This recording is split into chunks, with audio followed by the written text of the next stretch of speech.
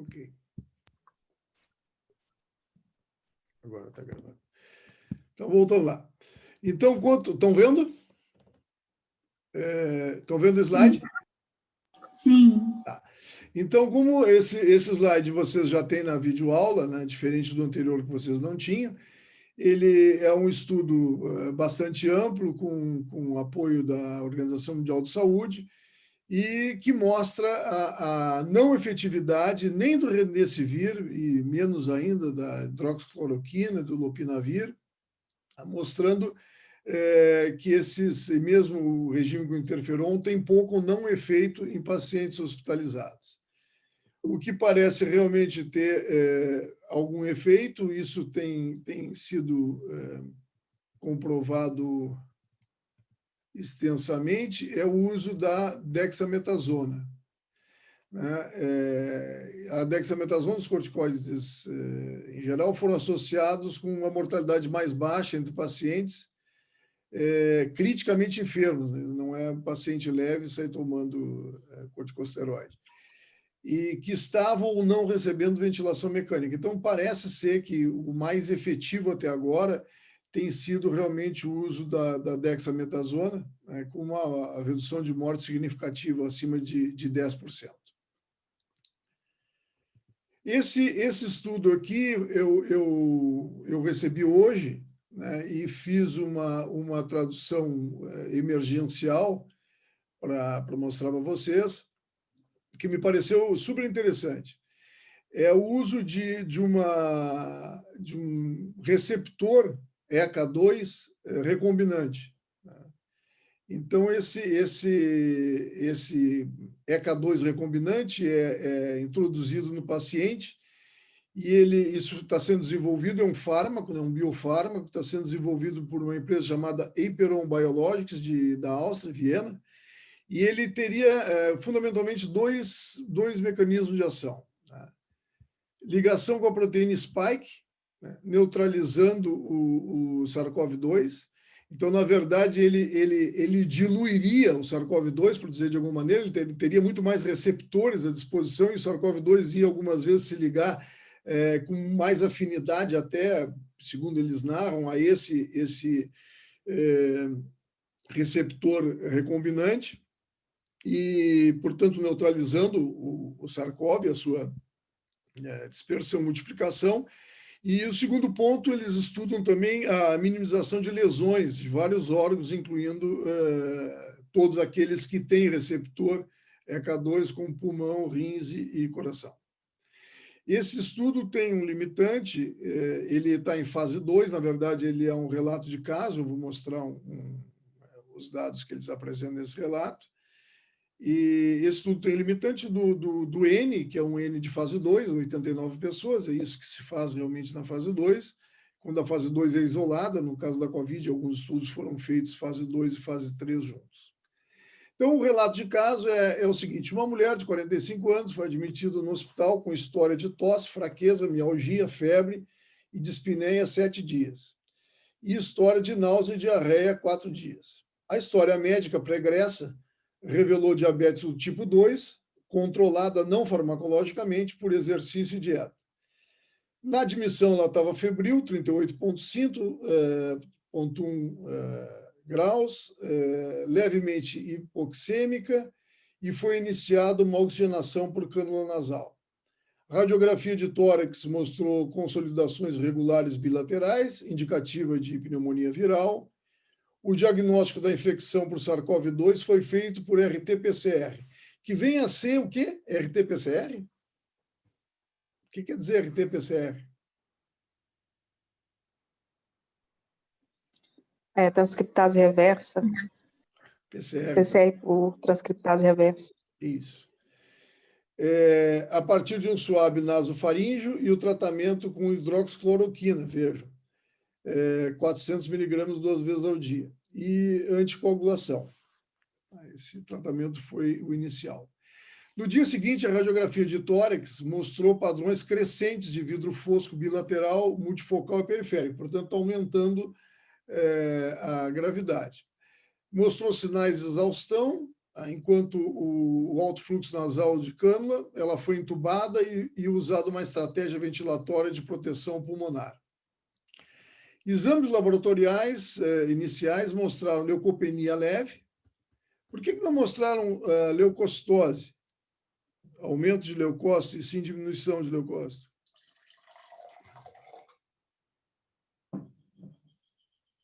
É uma infecção? Viral. Por quê? Quem falou? Oi, quem falou? Resposta imune celular. Cortou para mim, eu não sei se... Ludmila. Eu não consegui ouvir. Se isso cortou? Ludmila, é porque minha internet não está das melhores, não, prof. Não, acho que a minha também não é, Ludmila. Pode falar, agora eu te ouvi bem. Por que a leucopenia? Eu falei que... eu falei porque é infecção viral, né? Isso, exatamente. As infecções virais... Leucopenia, aí aumenta o número de leucócitos, né? Isso. Então, tem uma leucopenia. Nesse caso aqui, ela tinha uma linfopenia também. Tá? Trombocitopenia, lactato desidrogenase, sérica alta, ferritina alta, proteína C reativa alta, e dímero D também estava elevado. Dímero D marca a degradação da fibrina, né? Então, ele é um marcador de coagulação acelerada, transformação de fibrinogênio em fibrina, e o dímero D é um subproduto da degradação da fibrina, então ele é um marcador indireto de hipercoagulação, que é um dos aspectos da patogênese da COVID. Então, 9 dias após o início dos sintomas, linha base, dia 2 após a admissão hospitalar, foi iniciado o tratamento compassivo. O que é um tratamento compassivo? Quem sabe me dizer?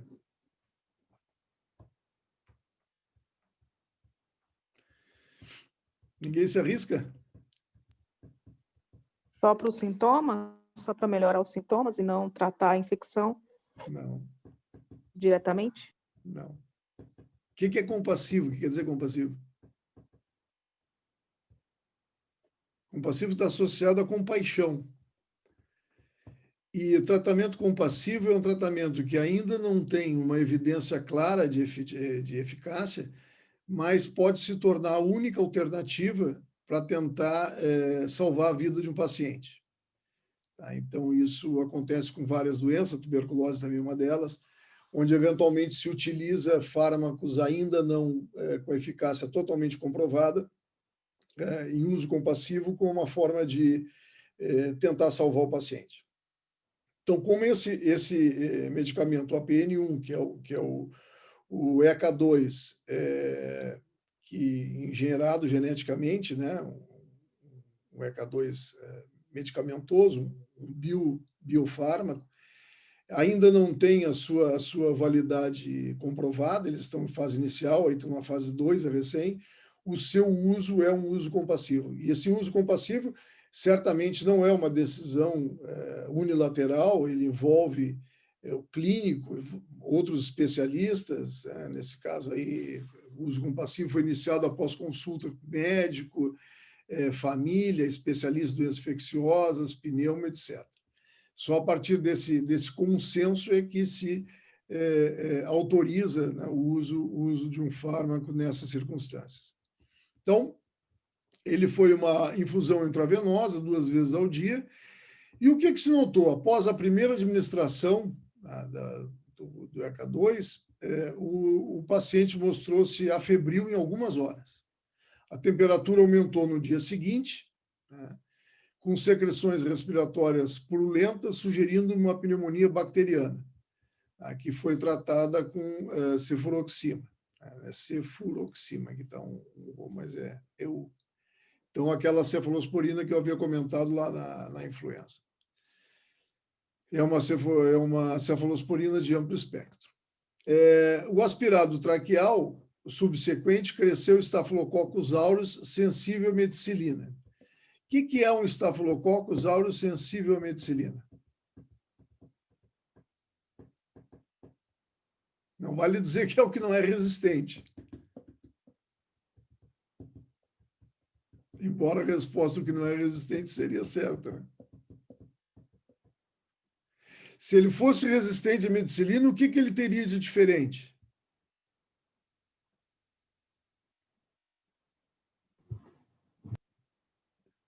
Hein? Um Staphylococcus aureus, resistente à meticilina, conhecido como MRSA, e um número bem reduzido de pessoas chama de ORSA, ele tem o que, fundamentalmente, de diferente do sensível à meticilina? Ele expressa só beta-lactamase. Oi? Desculpa? Expressa beta-lactamase. Não. Não. Ele tem um outro mecanismo de resistência, além das beta-lactamases. Bomba de fluxo? Não. O MRSA, que é o Staphylococcus aureus resistente à meticilina, ele tem uma transpeptidase chamada PBP2 em inglês, que não tem afinidade por beta-lactâmico. Lembram?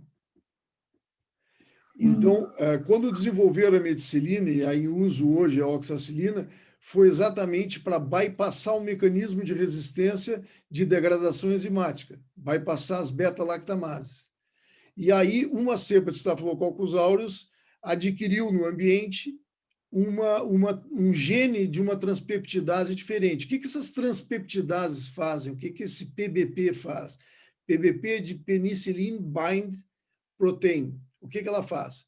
Ela, na verdade, ela é a enzima, uma das enzimas fundamentais na construção da parede. Então, no momento em que a transpeptidase é inibida, a bactéria não constrói parede. E o que esse MRSA tem? O MRSA tem uma PBP que faz uma transpeptidase diferente e, portanto, os derivados meticilina e os seus derivados, como a oxacilina, não interagem, não conseguem fazer inibição. E ela continua sintetizando parede, portanto, é resistente. O sensível à meticilina não tem a PBP2. Então, ele pode ser tratado, por exemplo, com oxacilina. Certo? As impressões digitais do sistema renina-angiotensina e marcadores baseados em angiotensina, bem como citocina e biomarcadores de lesão, foram medidos uma vez por dia, tá? Durante a administração de 7 dias do medicamento, e posteriormente por um total de 14 dias. A terapia com ECA2, engenheirado, foi continuada conforme planejado por 7 dias, foi bem tolerada, sem efeitos colaterais relacionados ao medicamento. A evolução clínica, entretanto, foi complicada pela resolução lenta da pneumonia, com detecção repetida de Staphylococcus aureus meticilina resistente em aspirações traqueais e bacteremia, portanto, bactéria no sangue, isolado Enterobacter aerogenes. Enterobacter é um coco gram-positivo, antigamente fazia Enterobacter nada, não coco gram-positivo nada, é um bacilo gram-negativo. E ele é bastante resistente, portanto, é um complicador bastante grande da evolução da doença. E os antibióticos, então, foram alterados para a linezolida e astreonam. A condição clínica melhorou gradualmente, né, e a retirada da intubação foi feita 21 dias após o início do estudo. O paciente foi encaminhado para reabilitação neurológica, para tratamento de miopatia crítica, que melhorou após fisioterapia. No dia 57, ela recebeu alta do hospital. Então, após a administração do ECA2 bioengenheirado, houve redução das concentrações de angiotensina 2, interleucinas 6 e 8, ambas estão envolvidas de forma bastante importante na lesão pulmonar e na tempestade de citocinas, produtos finais de glicosilação avançada, que eu nem sabia o que era isso, PGAS, fui ler hoje, que é um marcador de lesão epitelial pulmonar associado à maior mortalidade de síndrome respiratória aguda, e redução da ferritina, que nós já vimos que é um marcador também inflamatório. Então, a conclusão é que, portanto, o tratamento com esse fármaco foi associado a uma diminuição acentuada nas concentrações de citocinas críticas, implicadas na patologia do COVID, e o fármaco permanece cataliticamente ativo no cenário da COVID grave.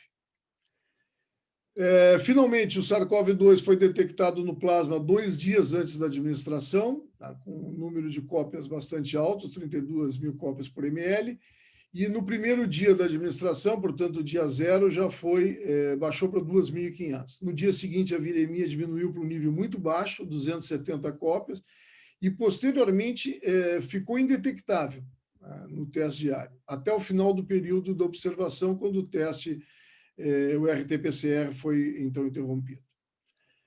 Fundamentalmente, o mecanismo de ação é que ela se liga à glicoproteína spike, né, com uma afinidade semelhante à ligação de anticorpos de alta afinidade. Então, é um achado novo, num cenário de ausência de antiviral com eficácia, com ausência de terapias eficazes.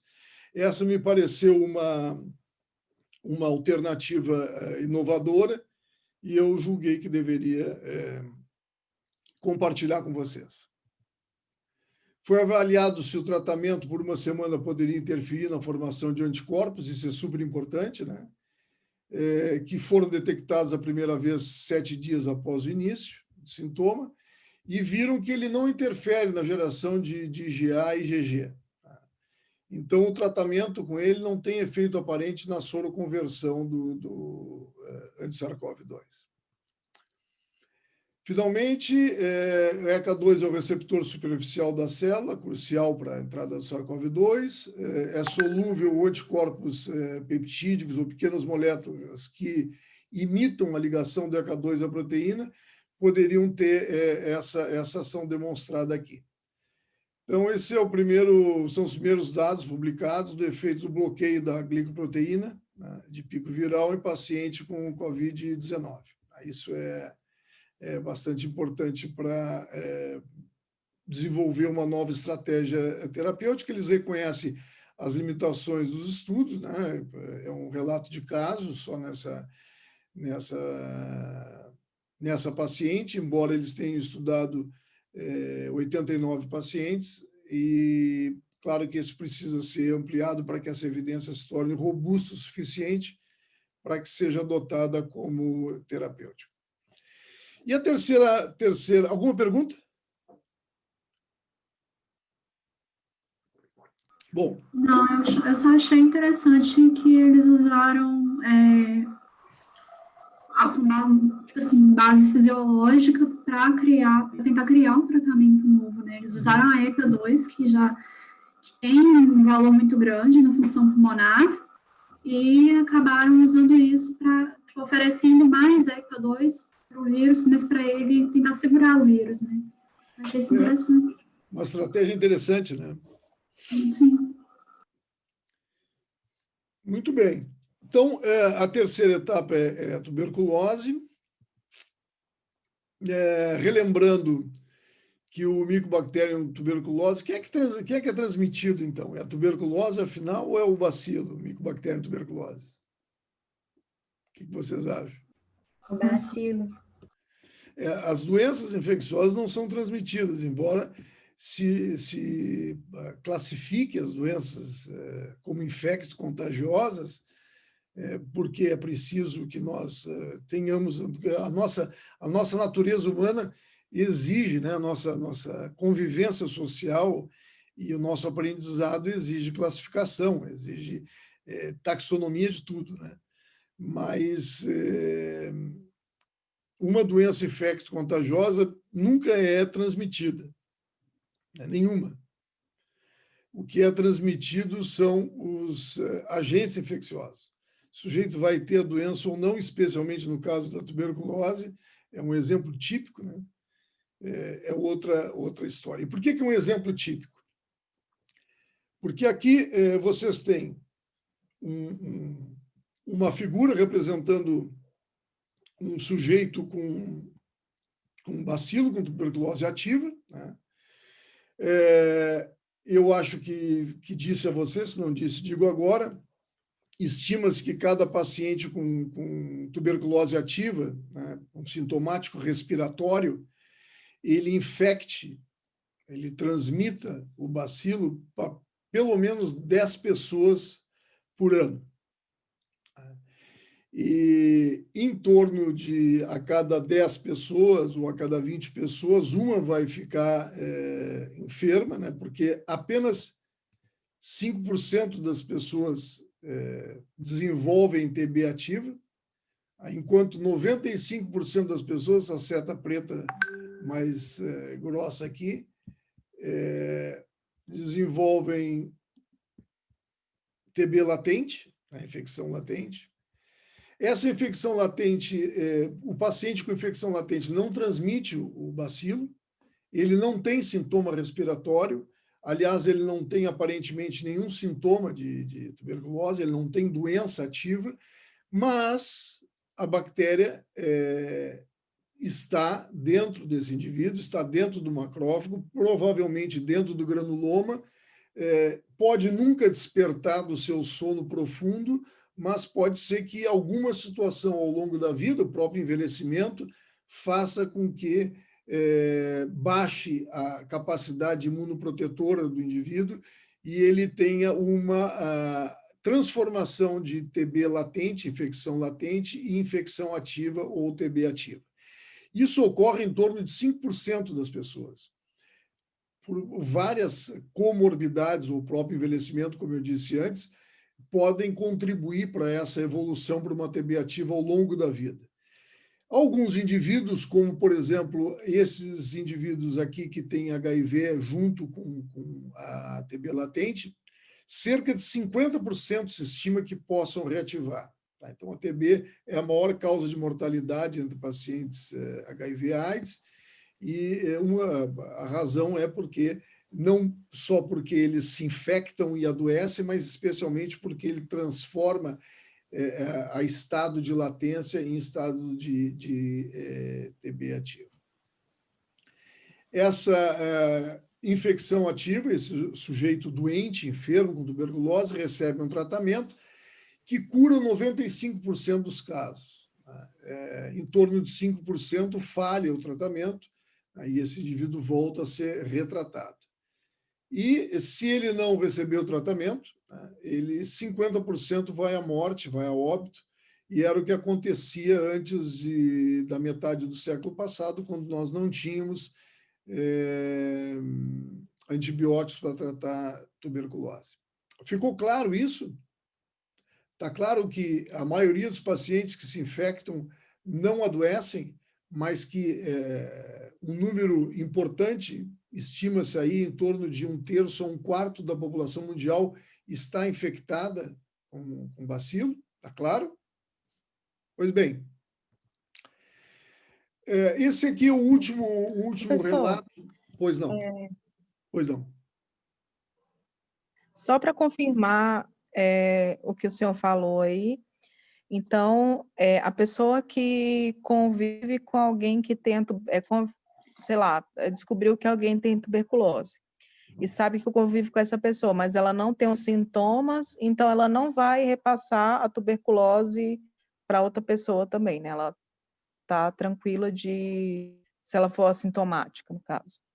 A tua pergunta é excelente, a tua pergunta é ótima. Os contatos de indivíduos com TB ativa devem ser checados pelo sistema, pelo programa de controle da tuberculose ou pelo clínico que está atendendo, porque alguns indivíduos, como eu vou mostrar mais adiante, está indicado fazer uma terapia preventiva. Alguns grupos de risco. Então, por exemplo, numa casa, vamos dar um exemplo, tá? Você tem uma casa onde o chefe da família desenvolve tuberculose ativa, uma casa de uma família de alta vulnerabilidade social, 6, 7 pessoas morando num pequeno espaço físico, e tem algumas crianças com, digamos, 2 crianças com menos de 5 anos. É desejável, é exigível do protocolo fazer uma busca se essas crianças têm TB latente e, se tiverem TB latente, serem tratadas com, e não tiverem TB ativa, tiverem TB latente, serem tratadas com uma estratégia profilática, que no caso brasileiro é isoniazida 6 meses, embora estejam sugerindo, a OMS tenha sugerido algumas alternativas. Então a pergunta é muito boa, porque embora ele não tenha TB ativa, se sabe, agora está sendo preconizado muito fortemente nesse último relato, esse que eu trago esses dados aqui, isso está muito forte, muito claro, que tratar TB latente em alguns pacientes reduz o número de casos de TB ativa de forma bastante evidente.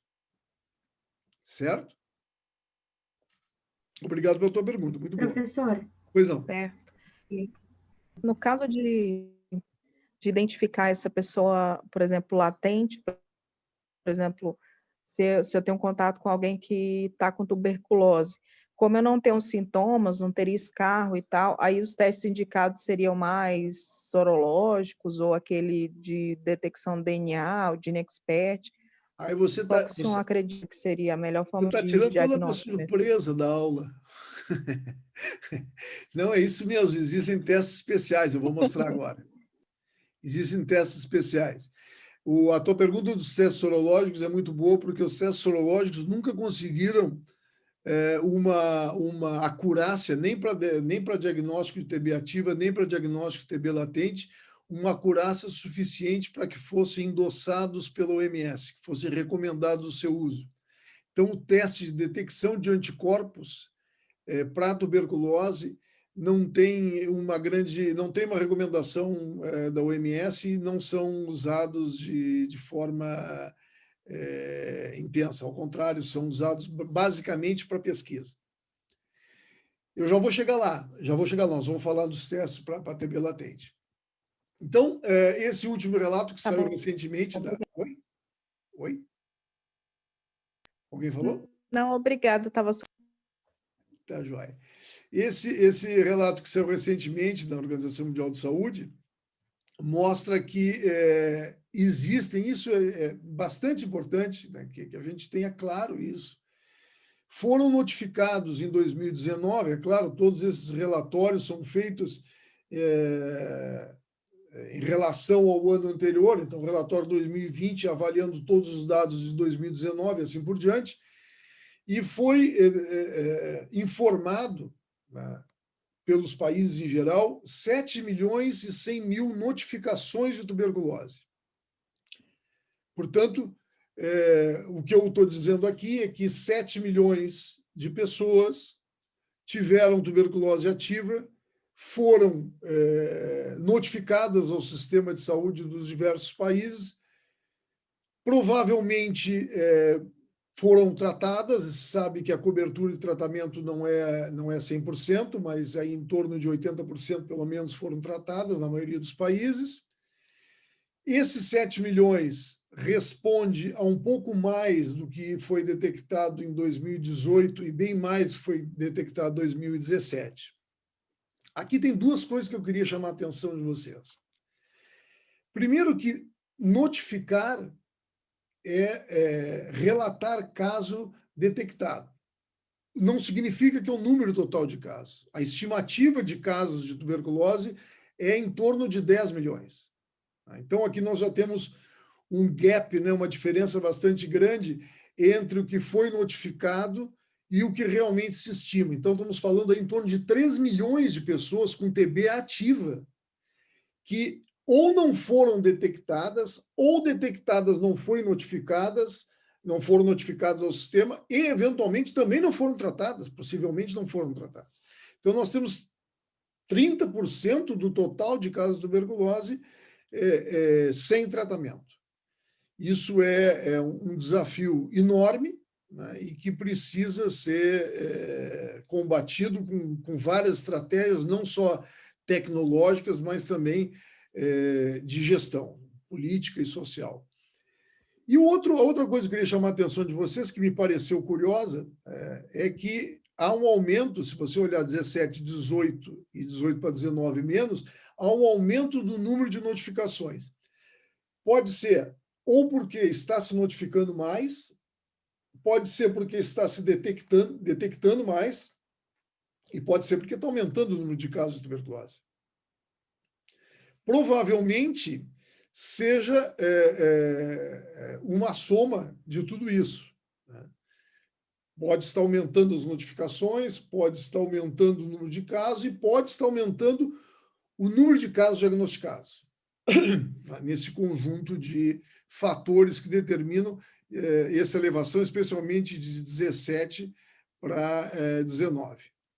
Essa figura aqui, vocês têm maior lá na videoaula, ela mostra os 30 países prioritários, né? Esses países foram prioritários para o controle da tuberculose, esses países foram divididos em países com alta carga de TB. O que significa isso? Países com grande quantidade de casos de tuberculose, não é incidência total de casos, países que têm uma grande quantidade de casos e uma grande quantidade de casos co-infectados com HIV, o caso do Brasil, o Brasil está nas duas, e países que têm uma grande quantidade de casos e quantidade de casos com tuberculose, com cepas resistentes aos antibióticos, e países que têm as três coisas, né? HIV, resistência e quantidade de casos. Esses são os 30 países prioritários. Muito bem. Nós temos como diversas doenças infecto-contagiosas, né? Nós temos populações de maior risco para desenvolver a tuberculose. Então, por exemplo, nós temos um risco de indígena 3 vezes maior que a população em geral. E se estima que pelo menos 1% dos casos novos de tuberculose no país, né, embora sejam dados difíceis até de serem tomados, mas se estima, o Ministério estima, que 1% seja devido à população indígena. População HIV/AIDS tem um risco de 28 vezes mais do que a população em geral, e representa em torno de 10% do total de casos de tuberculose no país. Como eu já disse a vocês na videoaula, em alguns locais isso pode chegar a 30%, tá? O que é muito significativo para o controle da enfermidade, de ambas as enfermidades, diga-se de passagem. Por isso, os programas de HIV-TB têm tentado agir juntos, né? Especialmente quando se fala de estratégia governamental, tem se tentado aproximar esses dois programas, porque eles têm uma interface bastante importante para o controle de ambas as doenças. A população carcerária, a população privada de liberdade, tem um risco relativo calculado semelhante ao do HIV, e representa hoje, já no Brasil, em torno de 11% do total de casos de tuberculose. Eu sempre lembro que, nesse aspecto, nós devemos estar à altura dos acontecimentos, como dizem os espanhóis, e lembrar pelo menos dois aspectos. Primeiro, o aspecto legal, ético, social, que é a sociedade que prende o indivíduo porque ele cometeu um crime, evidentemente, deve tratá-lo de forma digna. Isso é a essência de qualquer sociedade racional, né? Qualquer sociedade moderna que pense com liberdade tem que pensar também que o indivíduo privado de liberdade é a responsabilidade do Estado na medida que ele é preso. E a segunda questão, não menos importante, é sob o ponto de vista epidemiológico. Esse indivíduo enfermo com TB ativa dentro do presídio, ele transmite o bacilo para suas visitas, para o agente penitenciário, ele eventualmente vai sair da prisão, seja porque fugiu, seja porque foi libertado, e vai transmitir o bacilo para a sociedade. Então, o controle da tuberculose dentro do presídio é uma necessidade coletiva.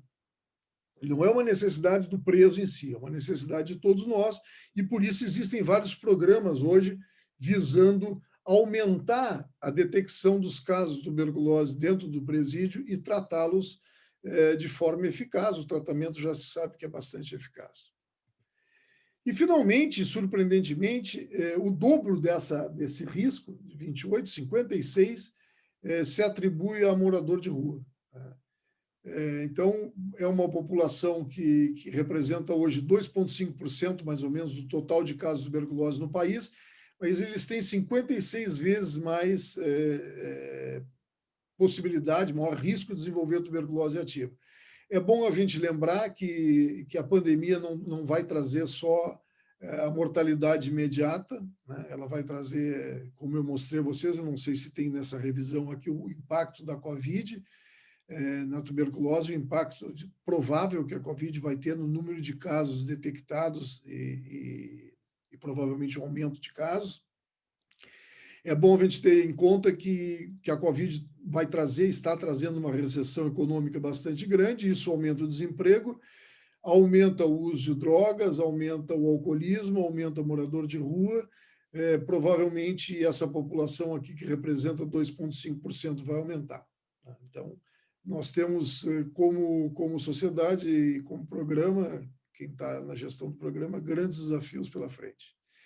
Sim, trouxe TB e Covid, impacto e implicações. A pandemia da Covid ameaça reverter o progresso recente na redução da carga da TB. Isso é dito pela OMS, esse texto eu tirei da OMS. Dados de vários países com alta carga de tuberculose no período de janeiro a junho, portanto, 6 meses, mostraram quedas acentuadas de notificação de casos de tuberculose, e não é porque diminuiu o número de casos, é porque os pacientes não foram ao sistema por várias razões, né? E a modelagem da OMS sugere que uma queda de 50% na detecção de casos de TB em 3 meses poderia resultar em quase 400 mil mortes a mais no ano de 2020. Então, nós temos hoje em torno de 1.400.000 mortes por tuberculose. Relembro que a Covid vai dar 1.500.000, mais ou menos a mesma coisa que a tuberculose mata por ano. E a OMS estima que pode, por modelos matemáticos, isso pode ser acrescido de mais 400.000 mortes. Falando um pouco de bactéria, eu quero lembrar que o Mycobacterium tuberculosis faz parte de um único gênero, por enquanto. Há uma proposta de dividir esse gênero em outros, mas, por enquanto, é um gênero só, Mycobacterium. O Mycobacterium tuberculosis, ele talvez a gente agora fale um pouquinho mais dele adiante, mas ele faz parte de um complexo. Mas além do Mycobacterium tuberculosis, além do Mycobacterium lepre, causador da lepra, além do Mycobacterium ulceris, causador da úlcera de Buruli, conforme eu falei a vocês na videoaula, existem uma série de micobactérias ambientais, hoje mais de 110 já identificadas, que também são micobactérias, só que o habitat natural é o ambiente, e algumas delas estão relacionadas a doenças infecciosas em seres humanos. As mais famosas é o complexo MAC, que é formado pelo Mycobacterium avium e o Mycobacterium intracelulare, e o complexo MAB, que é formado por Mycobacterium abscessus, malmoense e bolete. Há também relatos de fortuito, sulgai, quelone, cansace, como etiologia de micobacterioses, né? Como se chama normalmente todas as infecções causadas por micobactérias não pertencentes ao complexo, não Mycobacterium lepre e não Mycobacterium ulceris. Todas as demais são chamadas micobacterioses e são chamadas no Brasil, esse nome horroroso, micobactérias não tuberculosas, né? É um nome horrível, mas enfim, assim que ele é chamado, MNT. Na versão inglesa, a versão americana não é muito melhor, é Mycobacterium outras do que tuberculose, chamada de MOT. Essas bactérias são extremamente importantes porque elas têm um diagnóstico difícil, elas têm um tratamento difícil, né? E elas muitas vezes passam desapercebidas porque é raro o laboratório que tem a capacidade de identificá-las. Mostrei a vocês esse estudo que foi feito pela nossa doutoranda Caroline Busato durante o mestrado dela. Participa aqui a professora Júlia, a professora Andréia, a professora Jussara, a professora Ive, a nossa técnica de nível superior no laboratório, Ana Bárbara, e um aluno de doutorando também, a professora Rossana, que é professora de vocês na DIP. Esse estudo teve como objetivo, o título dele já diz, né, estudo de micobactérias não tuberculosas em pacientes suspeitos com tuberculose, e estudar a genética, a diversidade genética dos eventuais avium que fossem encontrados. Então, a primeira coisa que nos moveu a fazer esse estudo foi, pensar que toda a solicitação de diagnóstico de tuberculose estava envolta na ideia de que nós encontrávamos tuberculose sim ou não, né? Mas havia a necessidade de aprofundar esse estudo, porque muito do que não era tuberculose também era importante, que era o caso das micobactérias não tuberculosas. Então, o maior objetivo foi determinar a prevalência de bactérias não tuberculosas, né, micobactérias não tuberculosas, em pacientes com suspeitas de tuberculose e que apresentavam cultura positiva. E se houvesse Mycobacterium avium, que a gente já esperava, ver se essas micobactérias avium essas cepas de avium eram semelhantes e, portanto, se havia uma dispersão clonal, ou seja, se havia uma fonte de infecção para todos os pacientes que nós encontrássemos avium. Então, o estudo avaliou 1.248 suspeitos de tuberculose entre 2014 e 2016. Os isolados foram identificados por PCR, né, que busca identificar um marcador específico do Mycobacterium tuberculose, que é a sequência de inserção 6110. Então, quando tinha sequência de inserção 6110, PCR positivo, ele era Mycobacterium tuberculose. Quando não tinha, e era um bacilo álcool-ácido resistente, se seguia investigando. Então, se fez aqui, não está aqui, mas para se identificar, se fez sequenciamento de duas outras regiões do genoma, que permite a diferenciação das espécies dentro do gênero Mycobacterium. E, além disso, utilizamos uma estratégia, que não vem ao caso dissertar sobre ela, mas uma estratégia de genotipagem. O que é esse genotipagem? É ver a diversidade clonal, a diversidade de genoma dos Mycobacterium avium que fosse isolado. Nós tivemos 332 culturas positivas e, reparem vocês, 7,5% dessas culturas eram MNT. Claro que esse percentual bastante elevado, ele não se reproduz na sociedade em geral. É porque nós fizemos em pacientes de um hospital de referência em HIV/AIDS. E esses pacientes são mais frequentemente infectados com essas micobactérias não tuberculosas. Desses 25 que nós detectamos, 13 eram HIV positivo, 7 eram HIV negativo e 5 não se conhecia o estado quanto ao HIV. 72% foi avium, como a gente já mais ou menos esperava, né? E 20% foi abscessos, aqui escrito com O, e na verdade com U, né? Abscessos. E não está lá na videoaula, porque eu esqueci de botar, o estudo mostrou uma alta diversidade clonal, eu não trago a figura porque não vem ao caso, mas o que nós observamos é que não é uma fonte comum. Esses pacientes, esses 18 pacientes com avium tinham cepas diferentes. Então, isso mostra que nós não temos um foco infeccioso dentro do hospital, que não houve uma transmissão, nem de uma fome de um local inanimado e muito menos por pacientes. Então, esse foi o estudo que nós fizemos, repassando a importância do diagnóstico de MNT. Ele tem um diagnóstico difícil, porque ele tem um aspecto semelhante, igual ao Mycobacterium tuberculose quando nós olhamos no microscópio. Ele é um bacilo álcool-ácido resistente, como de resto são todas as outras micobactérias. E ele tem um tratamento muito difícil, que é diferente da tuberculose. Então, se você tem um paciente com uma micobacteriose causada por Mycobacterium avium, com sintoma respiratório similar, semelhante, sugerindo, ele tem uma história, tudo sugere a tuberculose. Você pede uma microscopia de Barr e recebe um Barr positivo e começa a tratá-lo como tuberculose e ele não tem tuberculose, não vai evoluir bem, ele não vai melhorar, porque os fármacos utilizados e muito efetivos para tratar a tuberculose não são efetivos para tratar micobacterioses, que são as infecções com outras micobactérias. E, além disso, é preciso ter em conta que a maior incidência dessas micobacterioses ocorre em pacientes imunodeprimidos.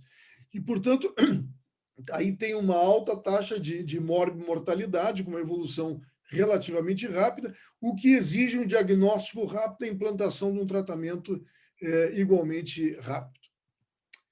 Até aqui fomos. Alguma pergunta? Professor, eu tenho uma dúvida. Pois não. Então, por exemplo, um paciente que chegou assim com um quadro e que se tentou o tratamento para tuberculose e que o tratamento não está funcionando, são esse tipo de paciente que eu testo para micobactéria não tuberculose? Que tipo ou de não? Qual é o background desse paciente? Ele é HIV positivo? O paciente Ah, tá. Sem levar em consideração esses Não, outras comorbidades. ele pode ter outros fatores de risco. Ele pode ser imunodeprimido por uma série de outras razões. Ele pode, por exemplo, ser um paciente idoso que cria pássaros. Os pássaros têm Mycobacterium avium. Então, tem que ver um pouco da história do paciente, um pouco, não muito, da história do paciente, o exame clínico, né, a imagem radiológica e o exame de laboratório. Bom, você não tem o cultivo do laboratório, não tem GeneXpert, você tem só microscopia.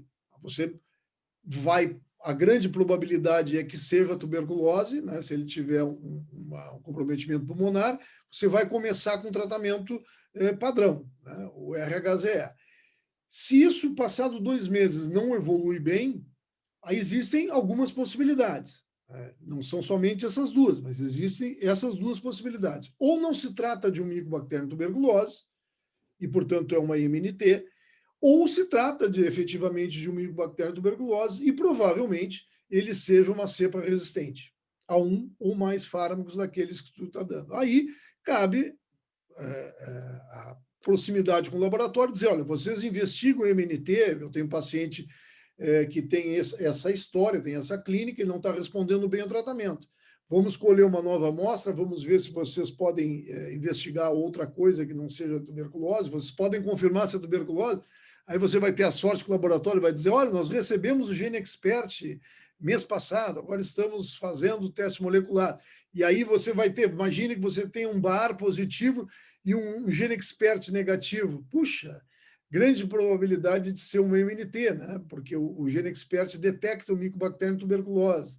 Então, há uma série de possibilidades laboratoriais, clínicas e da história do paciente que vão determinar uma maior ou menor probabilidade de ser uma coisa ou outra. Né? Mas há sim como confirmar.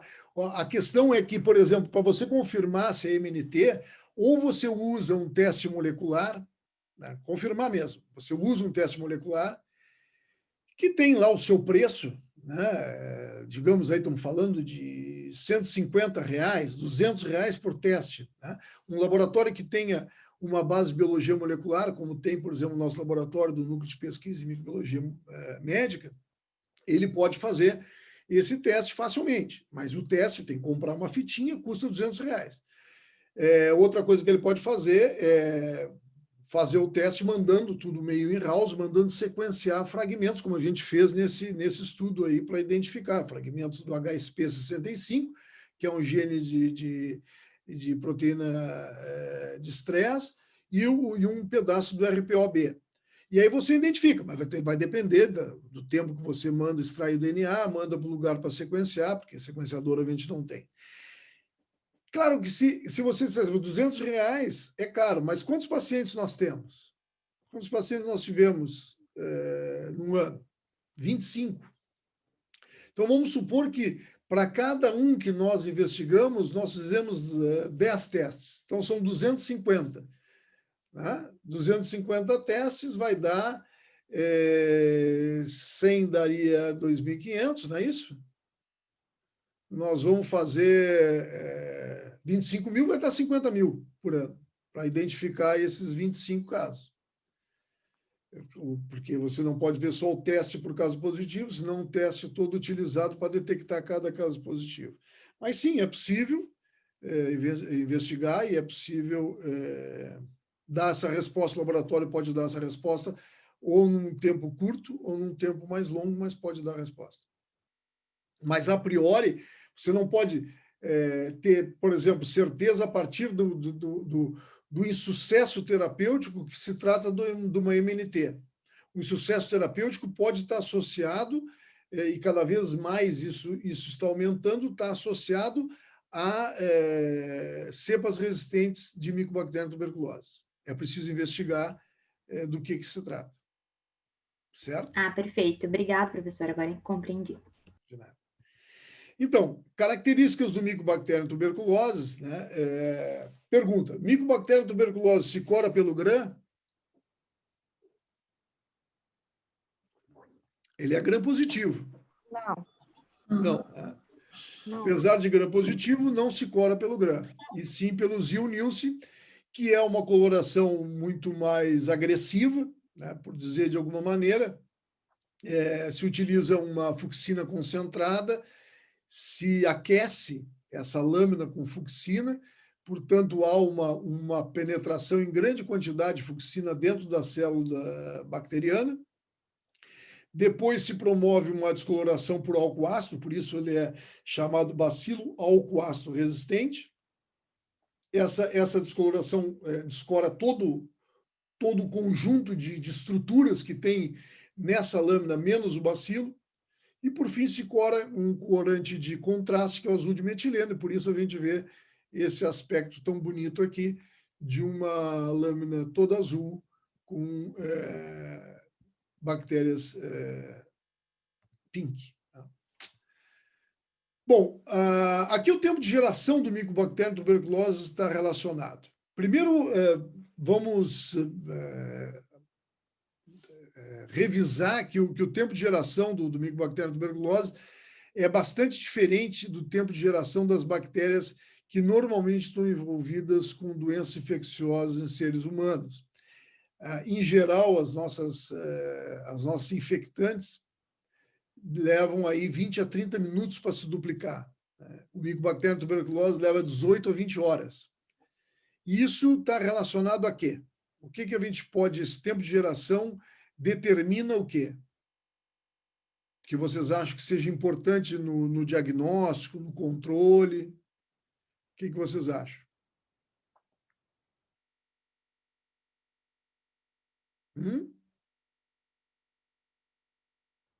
Ninguém responde nada?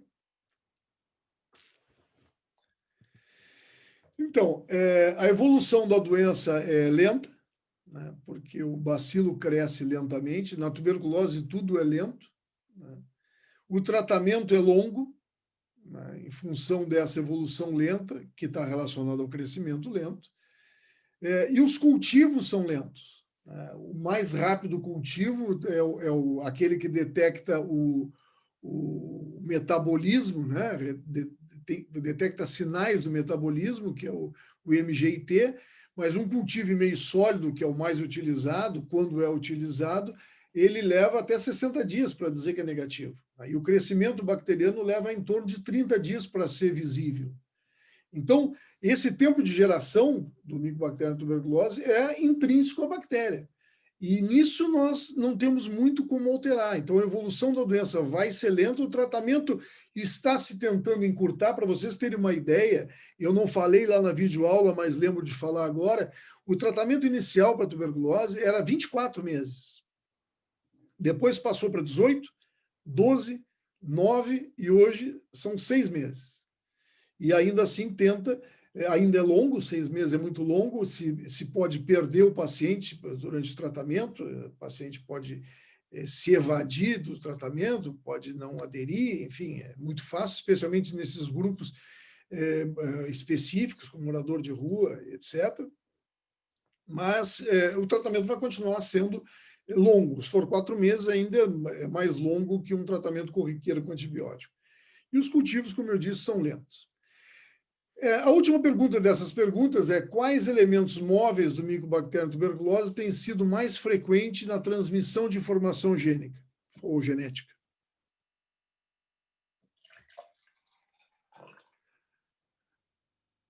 Essa é a famosa pergunta pegadinha.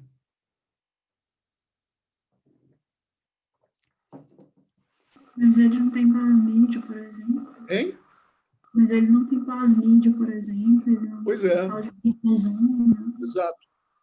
Não foram detectados até agora plasmídio ou fagos que cumpram esse papel. Tá? Então, a transmissão horizontal de informação genética no micobactéria e tuberculose, isso não é com todas as micobactérias, mas com micobactéria e tuberculose, até hoje não foi detectado nessas cepas circulantes nenhum plasmídio ou fago. Provavelmente ele foi infectado por fago, porque ele tem profago no genoma dele, mas isso provavelmente lá no ancestral do complexo. Professor, Pois não. eu tenho uma dúvida com relação à questão da vacina e a tuberculose, porque o senhor falou no vídeo, na videoaula que a BCG, que a gente tem até hoje, é a mesma vacina Estou chegando lá. da década de 40 ou da década de 20. Isso. Eu queria saber se ele, tudo bem que ele não tem plasmídio, mas ele mesmo assim ele sofre mutações, né, espontâneas. A pessoa que toma a vacina, no caso, os países que fornecem a vacina e tudo mais, eles estão imunes de uma maneira geral, em tempo para sempre, digamos assim, ou pode se infectar? Não, a pergunta é excelente. Ela se antecipa ao... Eu vou mostrar que é mais fácil. Então, primeiro passo para controlar a tuberculose é melhora da qualidade de vida, né? Isso é absolutamente evidente. E ter uma vacina eficaz. Então, respondendo um pouco a tua questão, a primeira pergunta que tu faz é se, vamos ver se eu entendi, se as mutações que ocorrem ao longo da evolução do micobactéria tuberculose não influencia a eficácia vacinal. Foi isso? Foi. Certo. Não influencia porque essas mutações, na verdade, não determinam uma grande modificação dos antígenos do micobactéria tuberculose. A vacina tem, especialmente as vacinas atenuadas, elas têm um conjunto de antígenos, um conjunto de epítopes que satisfazem, mesmo que algum deles sofra alguma mutação, satisfazem o quesito de imunogenicidade. Certo? A segunda pergunta é se as pessoas que tomam vacina estariam protegidas. Não estão protegidas. Por que se usa, então, a vacina? Se usa a vacina porque ela é efetiva para evitar as formas, esse primeiro retângulo aqui, para evitar as formas graves de tuberculose em crianças, especialmente a tuberculose disseminada, chamada tuberculose miliar, ou a tuberculose meningia, né? Meningite tuberculose.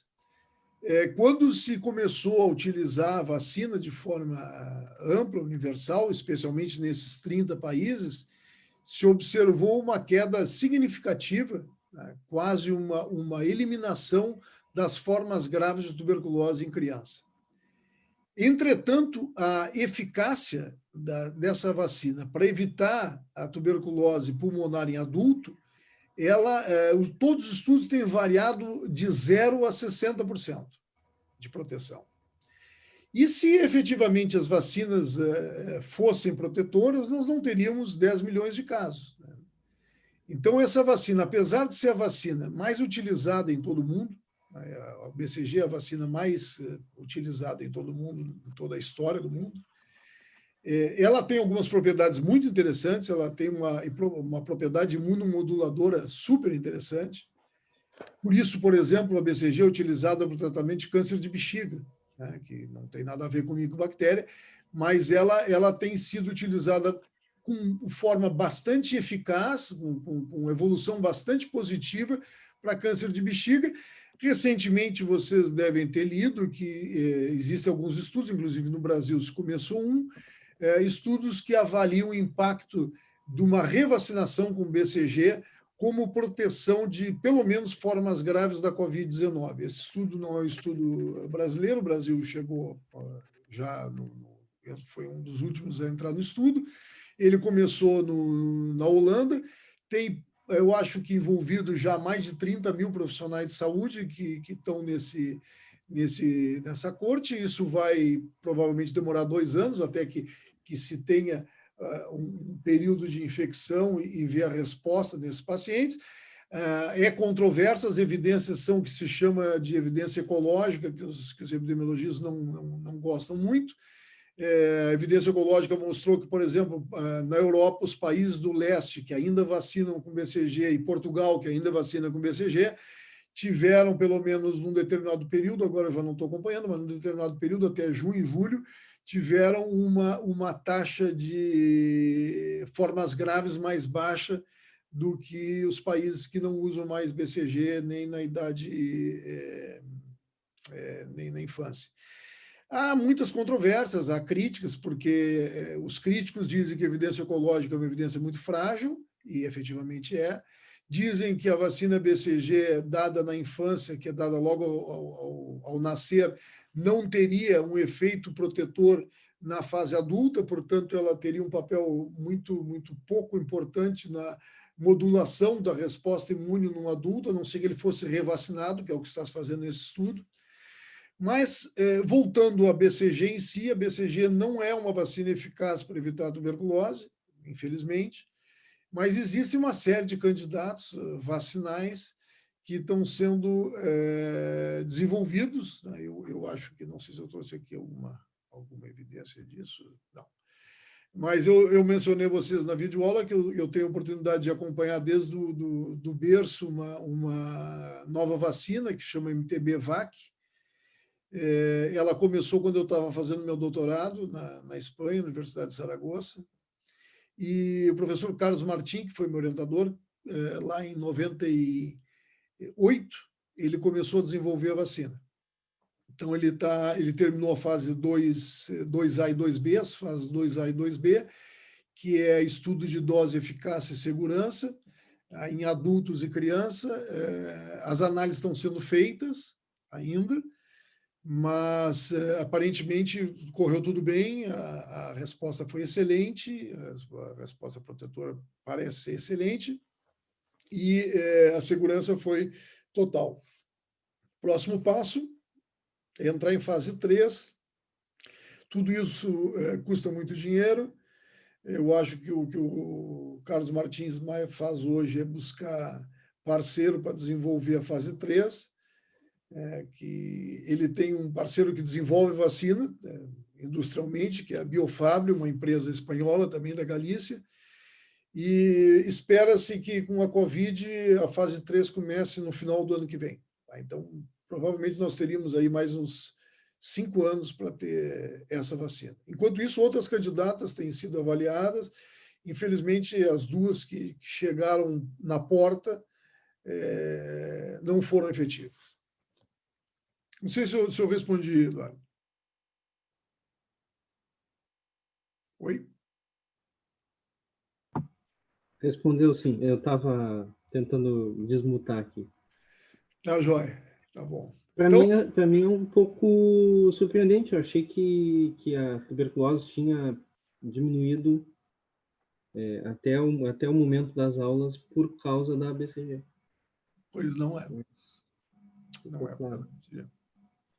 A tuberculose, onde ela tem diminuído fundamentalmente pelo tratamento. O tratamento é a grande ferramenta de controle da tuberculose na ausência de uma vacina eficaz. Porque toda vez que você cura um paciente, você não só resgata esse paciente, né, dá saúde a ele, economicamente isso também tem um impacto muito grande, porque um paciente doente é um paciente que tem um custo individual, e geralmente são pacientes pobres, um custo individual que a maioria deles chama um custo catastrófico, porque envolve aí 40%, 50% da renda familiar. E, além disso, o tratamento rompe a cadeia de transmissão do bacilo, né? cada paciente curado, em torno de 15, 20 dias, os pacientes cujo tratamento efetivo já não eliminam bacilos. Então, o tratamento, por isso, detectar um paciente, implantar rapidamente o tratamento, ainda é a forma mais eficaz de controlar a tuberculose.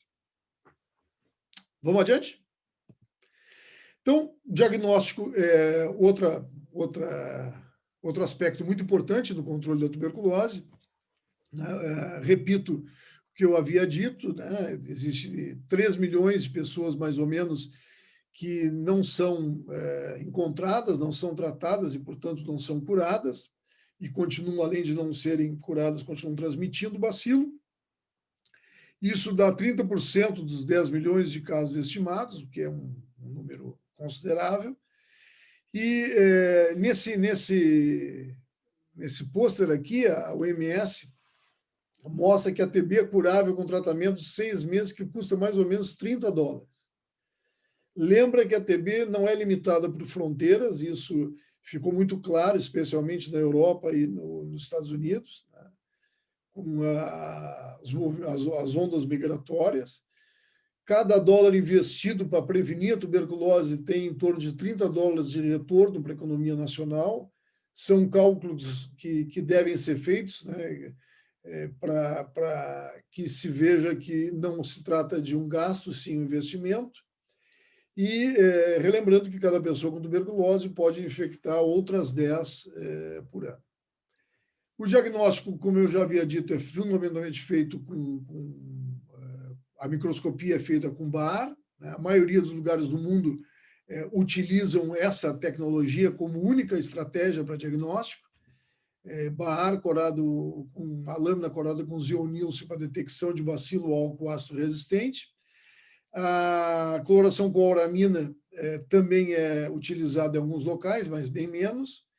E relembrando que, embora o Baar seja um teste barato e rápido, ele tem uma sensibilidade para detecção baixa, em torno de 60%, e mais baixa ainda em amostras que são pobres em bacilos, como costumam ser amostras extrapulmonares ou amostras de paciente HIV positivo, que tem, em geral, menos bacilo e, portanto, a efetividade do Baar, da detecção por Baar, ainda é menor.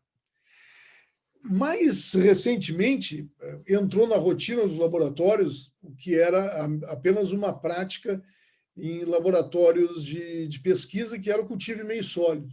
E a razão principal são questões de biossegurança. Esse é uma bactéria de nível 3 de biossegurança, existem 4 níveis, né? Então, ela é um nível alto de biossegurança, exigiria, a princípio, um manejo em um laboratório de nível 3. A maioria dos locais do Brasil que manipulam micobactérias não tem esse NB3 tal como deveria ser, e assim ocorre em vários países do mundo. Mas o cultivo foi se disseminando, porque os laboratórios podem adaptar uma forma maior de biossegurança, ainda que não atinja o NB3, mas com estruturas compartimentadas, com proteção, equipamento de proteção individual, manejo das culturas dentro desse espaço limitado, enfim. Então, as culturas, e além do mais, as culturas, esses meios eram feitos, quase que sempre feitos no laboratório, nós ainda fazemos esses meios no nosso laboratório. E eles eram morosos, são feitos à base de ovo, verde malaquita, por isso que dá essa cor tão bonita. Mas, mais recentemente, esses meios têm sido vendidos, já são comercializados. Qual é o problema? O problema é que você leva 30, 60 dias para obter o resultado, embora a sensibilidade dele seja em torno de 95%. O que o cultivo pode informar? Né? Espécie envolvida. A partir desse crescimento que vocês estão vendo aqui, digamos que isso seja 30 dias, você pode identificar através de métodos rápidos, que efetivamente custam mais caros, ou métodos mais longos, né, que custam menos, mas demoram mais tempo. Teste de sensibilidade aos antibióticos também toma outros 30 dias, pelo menos, para ser feito. Então, você teria resposta com teste de sensibilidade em torno de 60 dias. E a análise genômica, e mais em termos de controle de epidemiologia molecular, para ver se nós estamos tratando de clones específicos, surtos, etc. Mas aí mais em termos de pesquisa. E depois, passado um tempo de muita labuta com o meio sólido, surgiu o meio líquido, com esse revelador de crescimento, que é a parafina embebida em rutênio, que se torna fluorescente diante de luz ultravioleta quando a bactéria começa a crescer e consumir oxigênio. Antigamente, logo que eu comecei a trabalhar com MGT, a gente tinha que botar uma lâmpada UV na frente de um espelho para ver, era uma tarefa, parecia mágico de festa infantil. E mais tarde surgiu o que a gente tem hoje no laboratório, um aparelho automático, você coloca lá o tubo e ele lê, de tempo em tempo, ele vai lendo a fluorescência, né, e vê os tubos que estão fluorescentes e informa onde eles estão para você continuar o resultado. A análise. Quanto tempo demora para obter o resultado? 8 a 10 dias, portanto, agora nós encurtamos bastante. E o cultivo pode informar a mesma coisa que antes, né? Espécie envolvida, teste de sensibilidade, análise genômica. E o teste de sensibilidade também vai exigir que você faça um subcultivo, como o anterior, e tome aí mais 30 dias mais 10 dias para analisar. Enfim, chega o GeneXpert, que é o que nós temos de mais próximo de um teste rápido molecular, point of care. Ele é um teste rápido molecular, mas ainda falta alguma coisinha para ser um point of care. Por exemplo, uma das críticas que se tinha ao GeneXpert é que ele necessitava de energia elétrica, né? Isso impedia que ele fosse utilizado distante do laboratório, que ele fosse utilizado, por exemplo, em postos de saúde. Tem um estudo muito bonito, que eu posso até conseguir para vocês, se vocês quiserem, que foi feito por uns colegas da Amazônia, da Universidade Federal do Amazonas, que eles vão com o GeneXpert, que é só um módulo, em vez de ser 4, são 4 cartuchinhos que entram, e o dele é um só, e esse sistema é com bateria. Então, eles vão rio acima, Rio Negro acima, nas comunidades ribeirinhas, fazendo GeneXpert nos sintomáticos respiratórios. Muito bacana, porque é uma busca ativa numa população vulnerável e com alto risco de desenvolver tuberculose. Quanto tempo demora para obter o resultado? 2 horas. Olha, gente, nós passamos de 30, 60 dias para 2 horas. E ainda ele pode informar diretamente se trata de Mycobacterium tuberculose, sem nenhum teste posterior, não precisa, claro que se não for Mycobacterium tuberculose e você tiver um cultivo positivo, segue o baile, tem que descobrir o que é, mas se for Mycobacterium tuberculose, ele informa em 2 horas e diz a você se é resistente à rifampicina ou não. Então, é um avanço significativo. O Brasil investiu, talvez devesse até ter investido mais, mas investiu bastante na aquisição dessas plataformas, o Programa Nacional de Controle da Tuberculose. Nós tivemos a sorte de participar desenvolver um projeto, apresentar um projeto para um edital de pesquisa do GeneXpert, e nós acabamos ficando com um no nosso laboratório, e estamos mantendo ele até hoje, já está, acho que há uns 4 anos, ou mais, 4 ou 5 anos, e nós estamos mantendo ele porque a gente utiliza não só para pesquisa, até utiliza mais até hoje para fazer diagnóstico de rotina. Enfim, chegando aqui a tuberculose latente, né, nós, como eu disse a vocês, 1/3 a 1/4 da população global está infectada, estamos falando em torno de 2 bilhões de pessoas, é gente pra caramba. Isso é uma reserva, um reservatório de bacilo ou de um agente infeccioso notável, né? E durante muito tempo não se deu muita importância a essa TB latente, porque como não há uma manifestação clínica e não há transmissão do bacilo, era um mal menor, digamos assim. Entretanto, os estudos comprovaram que a TB latente é um enorme reservatório de bacilo, ela pode transformar em TB ativa em grupos de risco. Tá? E isso determina, inevitavelmente, o aumento do número de casos de tuberculose, porque é exatamente esses grupos que acabam aumentando o número de casos de TB. Então, embora no início fosse bastante controverso o uso de profilaxia com isoniazida, ela foi adotada, especialmente para grupos de risco. Então, respondendo a pergunta que foi feita antes, aqui, voltando a falar sobre ela, crianças até 5 anos com contato com TB ativa, portanto, os contatos obrigatoriamente devem ser buscados. Um paciente com TB ativa deve ser perguntado e deve ser checado os contatos e se nesses contatos tem um grupo de risco. Pessoas com HIV, pacientes em diálise, transplantados, recebendo tratamento com anti-TNF, pacientes com silicose. Fundamentalmente, esses pacientes são considerados grupo de risco e candidatos fortemente recomendados a fazer uma terapia profilática.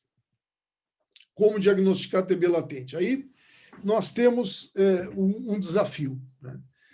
O desafio é como é que você identifica, né, uma enfermidade infecciosa que não tem um agente etiológico, portanto, você não tem como detectá-lo, porque ele está em estado dormente e não há uma amostra clínica que seja representativa desse local.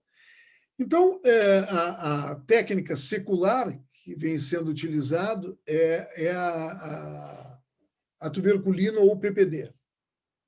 A tuberculina é um conjunto de proteínas chamada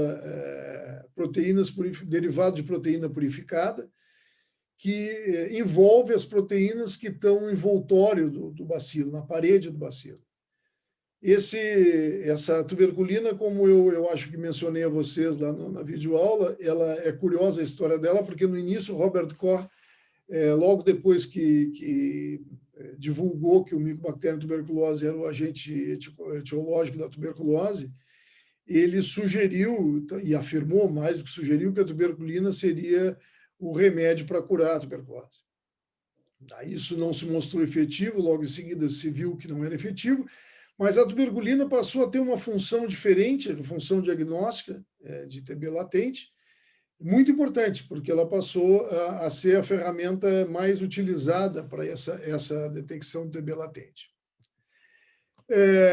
Alguns anos atrás, já não são poucos anos, eu diria que aí quase 20 anos, surgiu os testes chamados IGRA, né?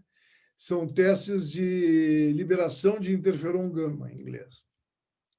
Esses testes utilizam detecção, né, de produção de interferon gama em sangue, portanto, em linfócitos que estão sensibilizados pelo Mycobacterium tuberculose.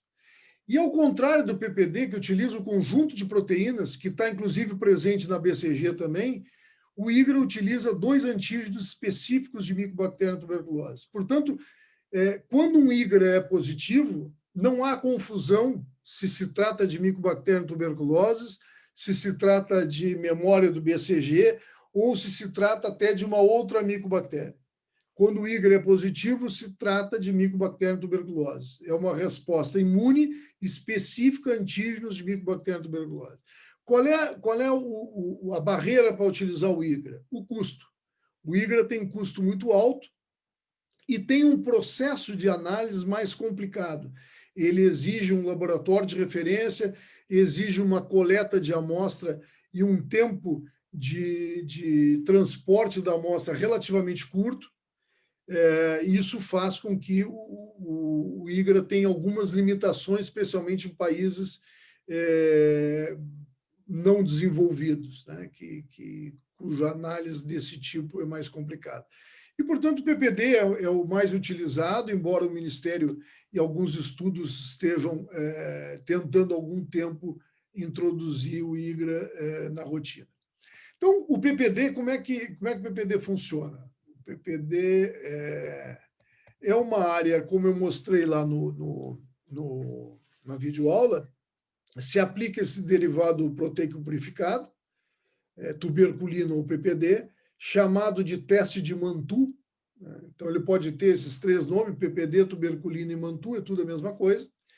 Se aplica no antebraço, na área subcutânea, e se observa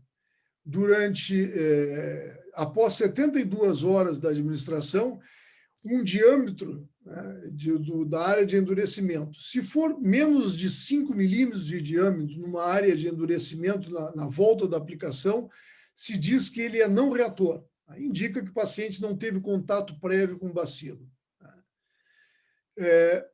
É claro que esse paciente pode ter tido contato com o bacilo e pode não ter tido resposta imune. Mas, sob o ponto de vista de controle da doença, é isso que vale. Ele não teve contato com o bacilo.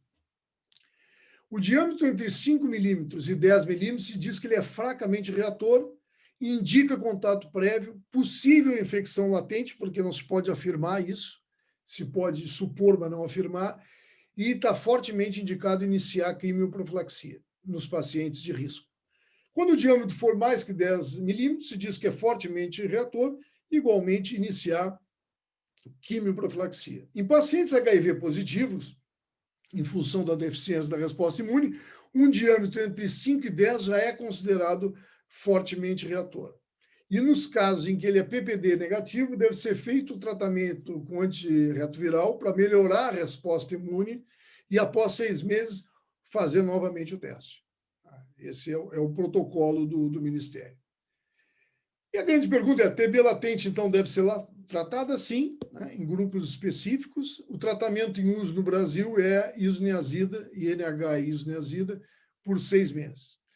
O questionamento que muitos faziam, e eu inclusive, era o seguinte: há que ter muito cuidado se nós não estamos tratando de uma TB ativa. Tá? Isso é uma recomendação do Ministério, que se descarte absolutamente a possibilidade de ser uma TB ativa, porque senão você vai entrar com isoniazida como monoterapia. Tá? Isso seria um desastre. Então, é preciso ter certeza que nós estamos tratando realmente de uma TB latente. O tratamento, então, começa em 44, um pouco antes com ácido paramino salicílico, mas com antibiótico efetivo mesmo em 44, com a streptomicina. O tratamento básico no Brasil, é bom que tenham isso muito claro, ele cura 95% dos casos. 2 meses ele é feito com rifampicina, isoniazida, pirazinamida e etambutol diariamente, dado numa forma farmacêutica, num único comprimido. E depois mais 4 meses, a primeira fase chamada fase de ataque, esses 2 meses com 4 antibióticos, e depois mais 4 meses com 2 antibióticos, chamado fase de manutenção. Quando esse paciente tem uma multiresistência, né, ele tem uma bactéria multidroga resistente, aí o tratamento é trocado, é modificado, dura mais, vai de 12 a 24 meses, e aí você entra com fluoroquinolona, streptomicina, kanamicina, capramicina, amicacina, tudo que for recomendado. Esses tratamentos são muito mais tóxicos, esses para multiresistência, bem menos eficazes e com uma taxa de cura muito mais baixa do que o esquema básico. Qual o racional da gente utilizar essa terapia com múltiplos antibióticos? O racional foi que se observou que cada antibiótico desses age numa fase, vocês estão vendo aqui a flecha aqui embaixo, age numa fase de crescimento do bacilo. Né? Então, bacilo dormente, não se sabe exatamente se algum age. Né? Por isso há questionamento se efetivamente a isoniazida não poderia ser substituído por outro fármaco, se buscam fármacos que atuem em alvos dormentes. Bacilo com baixo metabolismo e pH ácido, a pirazinamida age. Bacilo que tem pequenos períodos de metabolismo, a rifampicina age. E a isoniazida, rifampicina e streptomicina agiriam em bacilos com crescimento ativo. E o racional de utilizar essa multiploterapia não é só esse aqui, senão também o fato de que a resistência para a isoniazida, para a rifampicina, por exemplo, ocorre, a mutação que confere resistência à rifampicina ocorre a 10 na 7, 10 na 8 população bacteriana. Uma mutante a cada 10 na 8. E a isoniazida, uma mutante a cada 10 na 5 ou 10 na 6. Significa que o somatório de uma multiresistência tem que ser o somatório dessas potências aqui. Então, nós teríamos algo em torno de 10 na 14, o que é muito pouco provável que tenha dentro de um foco infeccioso. Esse é o racional de utilizar terapia múltipla em tuberculose. Qual o mecanismo mais frequente relacionado à resistência?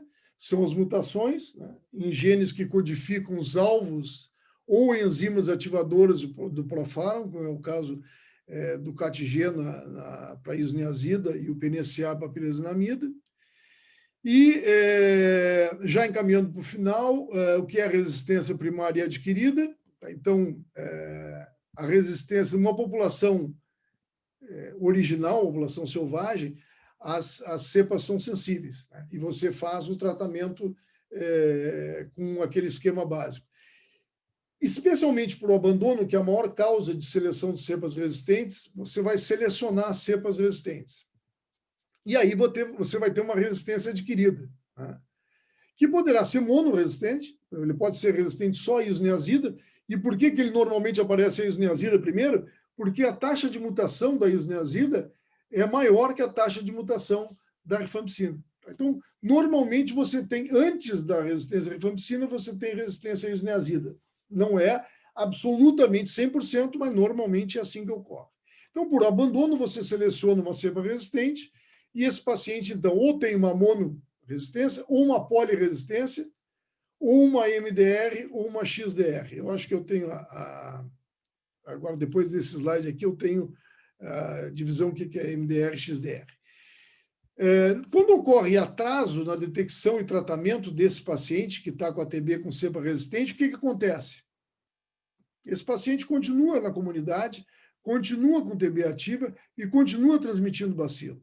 Quanto mais deficiente for a detecção e o tratamento desses pacientes com resistência adquirida ou secundária, como era chamada antes, maior o número de casos de resistência primária, porque maior a possibilidade do indivíduo com resistência adquirida transmitir o bacilo para um indivíduo são e esse já desenvolver desde o início uma tuberculose com cepa resistente. Então, a resistência primária alta indica grave falha no programa de controle. E aqui, isso é importante que vocês tenham em mente, multidroga resistente na tuberculose é a tuberculose causada por cepas resistentes à isoniazida e rifampicina. Ah, mas ela é resistente também à streptomicina. Ela é MDR. Ah, ela é resistente só à rifampicina. Ela é monoresistente à rifampicina. Ela é resistente à isoniazida, streptomicina e etambutol. Ela é poliresistente, mas não é MDR. Por quê? Porque a rifampicina e a isoniazida fazem parte de todo o tratamento, dos 6 meses, e eles são a estrutura principal do tratamento básico. Então, quando a bactéria é resistente a esses dois, nós estamos tendo um problema sério. Tá? E esse problema, essa tuberculose, normalmente na prática se diz tuberculose, os clínicos gostam muito de dizer tuberculose resistente, tuberculose MDR, e assim tem sido na prática. Mas, na verdade, o que nós temos aí é uma tuberculose com cepas resistentes, né? Não é a tuberculose que é resistente, senão as cepas. A outra situação são os XDR. XDR é quando o indivíduo está infectado com uma cepa que é MDR, resistente à isoniazida e rifampicina, resistente a uma fluoroquinolona, né?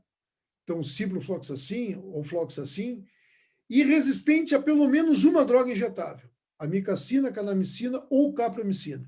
Esse indivíduo aqui é XDR. E o tratamento para ele já é um tratamento bastante complicado, bastante caro. Existem agora algumas alternativas no mercado, medicamentos novos, mas é um tratamento muito complicado com uma alta taxa de mortalidade. E entre esses dois, né, existe o pré-XDR, que é um paciente que tem uma cepa que é MDR e é resistente ou à quinolona ou uma droga injetável. Então, esse está na transição, ele foi MDR, não é XDR, mas vai chegar na XDR se continuar com os fatores de risco para desenvolver e selecionar cepas resistentes. Agora sim, finalmente, para mostrar a vocês esses algoritmos que são do propostos nos protocolos do Ministério. Então, um paciente com suspeita de tuberculose pulmonar, nas regiões mais críticas, ele tem e pode usar e deve usar o teste molecular rápido, que é assim chamado GeneXpert pelo Ministério, por uma questão de marca. Deve-se solicitar teste diagnóstico de HIV imediatamente. Então, é bom lembrar que pelo menos 10% dos pacientes são co-infectados, em alguns lugares 30%. Então, é impositivo avaliar se é HIV positivo, se esse paciente é HIV negativo ou positivo. Se o Mycobacterium tuberculose é detectado, o paciente está com tuberculose.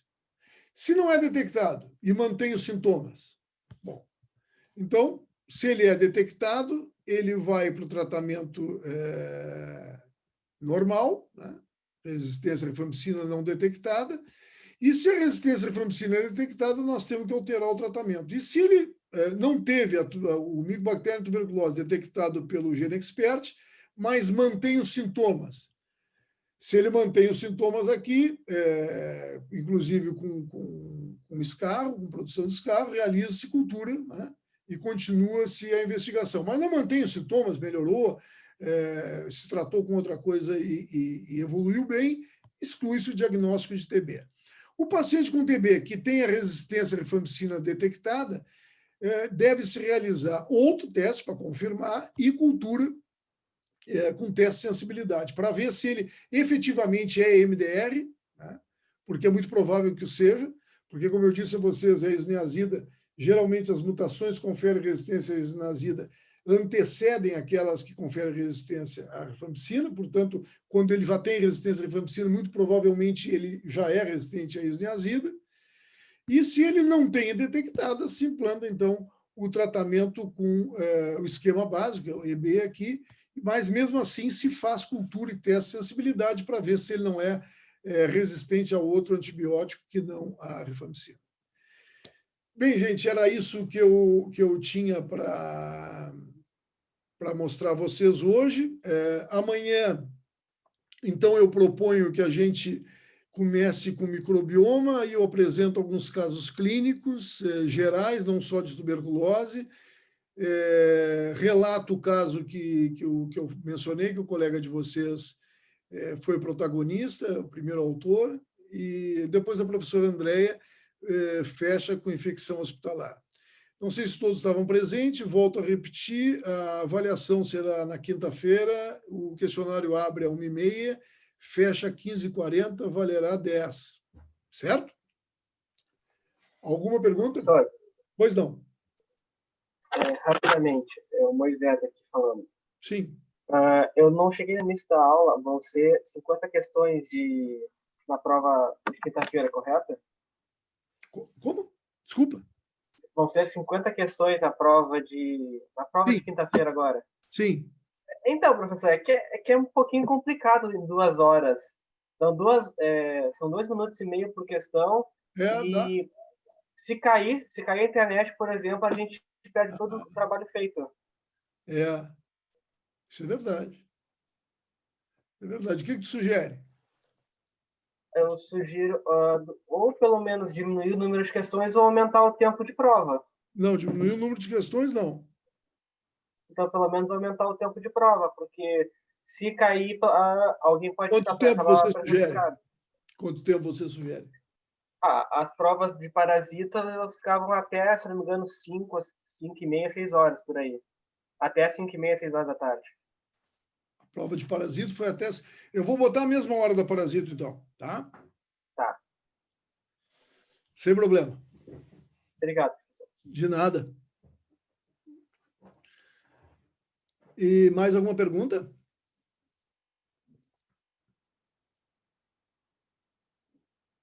Bom, agora, geralmente, a gente estuda meio na reta final, né? Pelo menos eu fazia assim, estudava bastante mais na reta final. Se vocês tiverem alguma dúvida durante a revisão de vocês, de qualquer coisa, dos slides das videoaulas, vídeos de suporte, os artigos, qualquer coisa que vocês tenham dúvida, não hesitem em nos perguntar. Professor, Uma dúvida que me surgiu ontem na hora que eu estava estudando é se os artigos extras que o senhor está mandando para a gente, eles vão cair na prova? Vão. Vão, Ok, mas não há quem perguntou? Gustavo. Oi, Gustavo, mas não há, assim, não te preocupa que não é nenhum detalhe do artigo, não é pegadinha, é coisa bem geral, bem essência do artigo. Por exemplo, o artigo de patogenicidade, eu vou fazer uma pergunta. Aquele do Arturo Casedaval, lá do início. Vou fazer uma pergunta, mas é uma pergunta que foi falada por, não só ele, não só está no artigo, mas foi falada por nós várias vezes. Tá? Então, são perguntas que, se vocês leram o abstract do artigo, vocês respondem com toda facilidade. Tá? Não se preocupem. E não vai ser assim, vai ser uma parte, sei lá, vão ser 5 questões de artigo, nem isso. Tá? Beleza, obrigado, professor. De nada. Mais alguma pergunta? Professor, eu tenho uma dúvida, mas é muito boba, professor, mas ainda não ficou claro na minha mente. Não, pode É que assim, eu estava lendo um protocolo da EBSER, que os pacientes com tuberculose, eles ficam em isolamento, assim, um quarto privativo, pelo que eu entendi.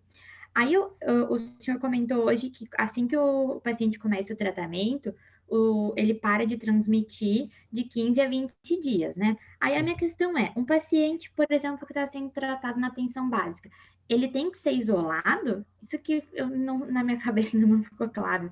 Não. Ele... o que não está no hospital, não é isolado. Ele... Depois de ser diagnosticado, é recomendado que ele tome medidas de afastamento, né? Até final de 3 semanas, 4 semanas. Mas não há nenhuma imposição a isso. Né? Os hospitais têm obrigação de fazer um sistema de isolamento, não só no paciente internado, viu, Júlia? Também nos sintomáticos respiratórios deveriam ser atendidos num local separado. Porque até que se faça o diagnóstico, o sujeito já transmitiu o bacilo para um monte de gente. E num hospital, por exemplo, onde você tem um atendimento de imunodeprimido junto, né, vamos supor que você leve 2 dias, 3 dias para ter um diagnóstico, aí esse paciente fica circulando, por exemplo, um serviço de pronto atendimento na área ambulatorial, ele vai estar transmitindo. Depois de diagnosticado, se ele não está internado, é recomendado a ele que ele se afaste, separe as coisas dele, né, talheres, etc., e se afaste o máximo possível daquele convívio que ele está tendo, seja laboral, seja familiar. Mas não há uma imposição, ninguém...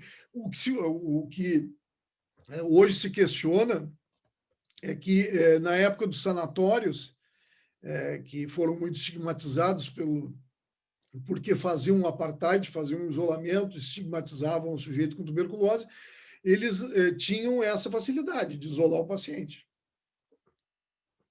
Mas não é impositivo, não. O paciente, obrigada, viu? O paciente com multidroga resistente é fortemente recomendado, em alguns lugares, internar ele, tá? Para manter esse isolamento aí, de certa forma, compulsório. Agora ficou claro. Obrigada, professor. De nada. Mais alguma pergunta? Amanhã vai ser bem interessante. Alguns casos são bem interessantes. São fáceis, porque são casos básicos, assim, mas é bem interessante. Tá bom? Então tá, muito obrigado pela presença de vocês. Eu insisto que vocês utilizem os recursos que estão à disposição, fórum, etc., para tirar as dúvidas que nós estamos aqui para respondê-las. Tá bom? Um bom resto de tarde para vocês, um bom trabalho, bom estudo. Foi ótimo tê-los aqui. Um abraço. Obrigada. Tchau, prof. Tchau, tchau.